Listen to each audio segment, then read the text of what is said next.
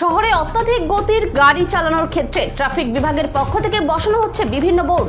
শহরের বিভিন্ন গুরুত্বপূর্ণ স্থানগুলিতে লাগানো হচ্ছে ট্রাফিকের বিভিন্ন বোর্ড। কোন রাস্তায় গতি নিয়ন্ত্রণ করতে হবে, কোথায় হর্ন বাজানো যাবে না, কোথায় কত গতিতে গাড়ি চালাতে হবে, সেই সব সাইনবোর্ড শহর জুড়ে বসছে।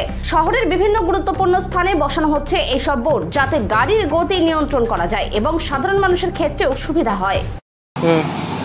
এখানে ইসলামপুর ট্রাফিক গার্ড থেকে ট্রাফিক বোর্ডগুলো লাগানো হচ্ছে, যাতে ভেহিকেলরা সেই ট্রাফিক নিয়মগুলো সঠিকভাবে মেনে চলাচল করে। লাগানো হচ্ছে এখানে ট্রাফিকের বিভিন্ন বোর্ড আছে, তার মধ্যে নো এন্ট্রি, নো হর্ন, তারপরে stop, go slow, overtaking prohibited, wear seat belt, don't drink and drive, don't use mobile, আরও অনেকগুলো বোর্ড এর সাথে আছে, গো স্লো, স্টপ।